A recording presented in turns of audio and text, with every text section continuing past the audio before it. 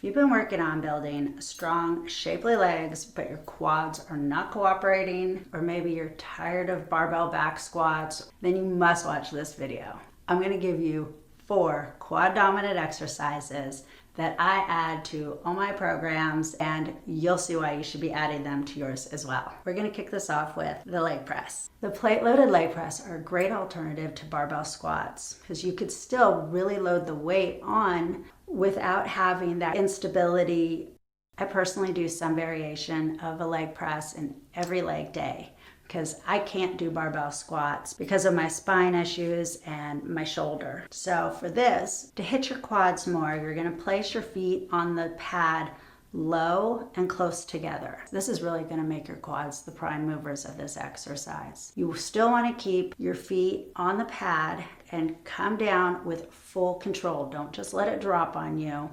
Come down to at least a 90-degree angle while keeping your heels on the pad, and then press up. And when you press up, make sure that your knees are in line with your toes. They can go over your toes, but you don't want your knees caving in. Don't put your hands on your legs because even that little bit of pressure actually assists you.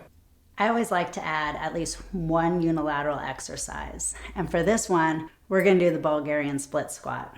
It is one of the best exercises you can do to gain strength and to help with imbalances. It's common to have one leg stronger than the other. And if you're only doing bilateral exercises, then the weaker leg never really actually has a chance to get stronger. The dominant leg will always take over and do the hard work, and the weaker leg will just come along for the ride.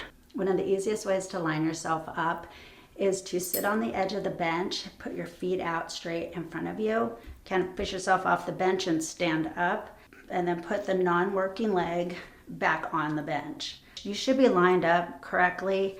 Sometimes you still might have to do a couple adjustments, but for the most part, that is a good gauge.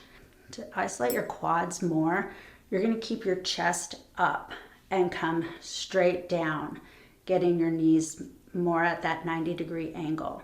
If you hinge at the hip, it's gonna hit your glutes and hamstrings a little bit more. You're gonna keep that front foot stable and glued to the ground and have about 90-95% of your weight should be on that foot, not on your back leg.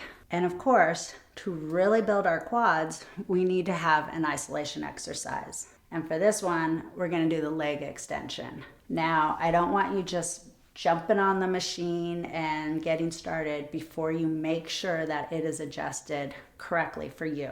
For this, you want to make sure that your knees are up against the seat. You don't want a huge gap between the back of your knee and the back of the seat. That's going to make your knees more vulnerable when you lift.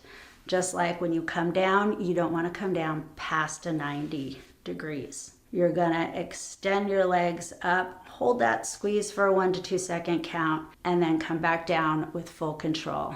Don't let the machine just push you down. And the last one is heels elevated goblet squats. Elevating your heels is, again, gonna put more emphasis on your quads. Here I'm using a set of dumbbells to put my feet on, but you could put plates. Even some gyms have an angled platform that you could put your heels on. Grab the dumbbell, you're gonna hold it with the palms of your hands and keep it close to your chest with your forearms up against the dumbbell. Stay in that upright position as you squat down. Don't hinge forward. If you hinge, that's gonna hit more glutes and hamstrings. But we really wanna target those quads. We're gonna stay upright and come down to at least that 90-degree angle and push our feet into the ground as we come back up. Squeeze your glutes at the top and flex your quads. Squeezing your glutes will protect your low back. Strong quads are not just for looks. They actually help you get up from a chair and walk stairs. I hear a lot of people complain about bad knees and they can't do this or that because of it. Well,